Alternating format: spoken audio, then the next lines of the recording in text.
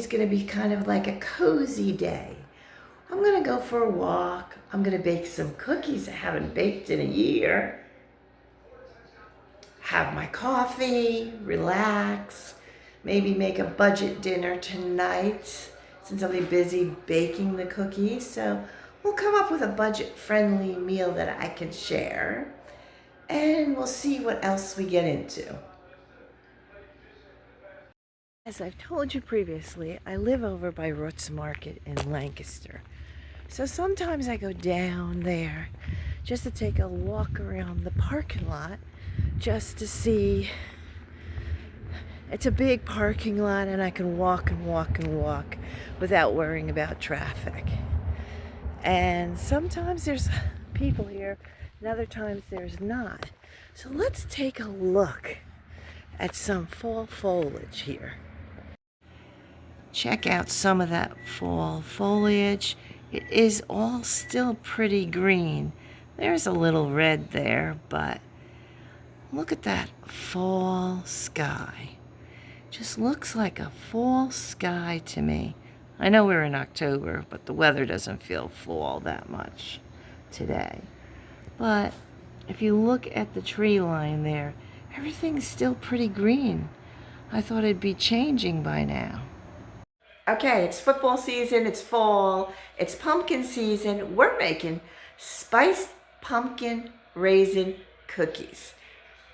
It's actually made with oatmeal and pumpkin, and I'm not going to put in the raisins today because I don't feel like it.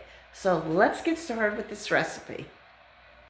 Starting here with all the dry ingredients.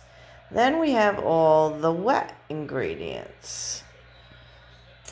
That is just my notes on the recipe. And we got 2 bowls. The dry is going to be in here. Wet's going to be in here. Then we'll combine the wet into the dry. Step 1 is to decide, am I going to make 1 batch or 2 since I'm doing this? I'm leaning towards 2. So we're going to make 2 batches. We may not bake all the cookies tonight, but we will get the dough for 2 batches. I think that's where I'm going. Okay, so first we started with the flour. You're going to see I'm doubling the recipe, so it's going to be twice as much as a single batch. But we are going to now go in with the oats. So as you can see, I'm just using Wegmans regular oats. So I'm going to go in with the amount of oats that I need for doubling. So we got the oats in there. So we got our cinnamon in there. Baking soda is next. Then we're going in with the salt. And then Old Spice ingredients. Next we go in with the sugar. We use white sugar in this recipe, not brown sugar. I guess you could use brown sugar, but it calls for white and it works perfectly. Next is the pumpkin puree. Putting in my pumpkin. It is stuck in that cup, but we'll get it all out. Then I use vegetable oil. I'm sure you can use avocado oil, which I don't have, so I'm going to use the dreaded vegetable oil. Next is the maple syrup. You can use any kind that you like. And lastly, but not least, we're going to use some vanilla.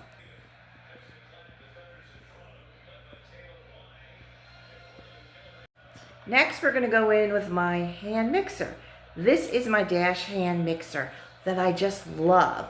I'm going to link above my review on the Dash mixer because this is a great tool. Our next step is to pour the pumpkin mixture into the dry ingredients. As you can see, I'm preheating my oven. Now don't mind the mess. There's always mess when you're baking. If you think there isn't, then you haven't baked very much. Now it's time to incorporate these ingredients. So chill the dough a bit. So I'm setting up my cookie sheets, cleaning off this table a bit, and we're going to chill this dough while the oven preheats. So we'll put the dough in there. I don't usually cover it. About 20 minutes and it should be good to go. Okay, so this is the size cookie scoop I use. It doesn't say what size it is. I'm not sure. It's like a mini ice cream scoop. So anyway, you see I put them on the cookie sheet and I flatten them a little bit with my finger. Okay, and our next step is going to take some white sugar and just sprinkle on each of the cookies like so. Not too much, just a little bit. You could use flaky sugar if you have some kind of specialty sugar you want to use, but I just use regular white sugar. Take our first batch over here and we're going to just set them in the oven as so, 15 minutes. So here are some of the cookies cooling off. You can see the specks of oatmeal in with the pumpkin and the sugar on top just sets it apart.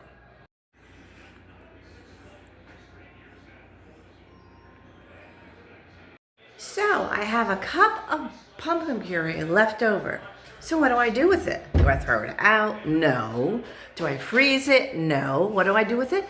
I'm going to make a couple of mini pumpkin pies with graham cracker crust, and I'm going to show you what I mean. So let's go. So this is very easy. It'll only make 6 because I only have a cup of pumpkin left. But I got graham cracker crumbs, added a little butter, a little sugar, pressed them into the bottom of 6 liners. These are silicone liners. You could use your muffin pans, whatever you prefer. And then I'm going to mix in 1 egg, the pumpkin puree that I have left, if I can get it out of there, a little bit of milk, some cinnamon to taste, anything that you would put in your pumpkin pie, and a little vanilla. And I'm just going by, I'm not measuring anything. It's just for 3 or 6 little pumpkin pies. So we're going to see how this turns out. So there is the pie filling, and I'm going to put it into these liners and bake it and see what I come up with. I'll show you the finished product.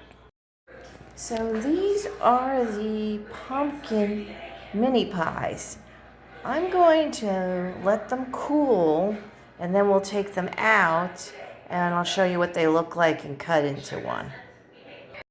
So here are these graham cracker bottom, this wonderful pumpkin pie mini.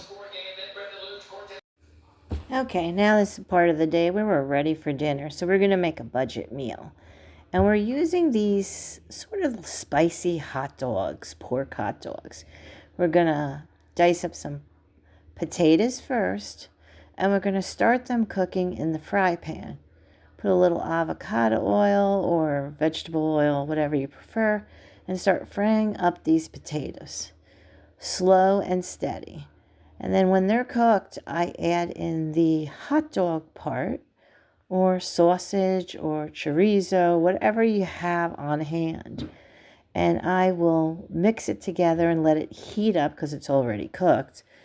It's already partially cooked. So heat them up, cook them through, make sure everything is melding together nicely before I add any vegetables in here. I think tonight I'm just going to go with the budget theme, and I'm probably going to add some canned string beans.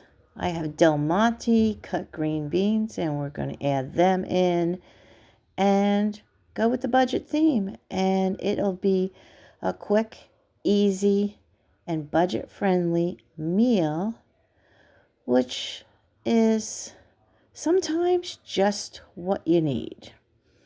So the string beans are in now, and I'm going to mix it around and meld those flavors together and let them just cook a little bit in there with everything. And here is my finished sausage hash. Thanks for coming along for the short blog. I appreciate it. So, coming up next week, at the beginning of the week, I'll have a mini Poshmark haul and then another vlog on Friday. So, I will see you next week. Ciao, amici.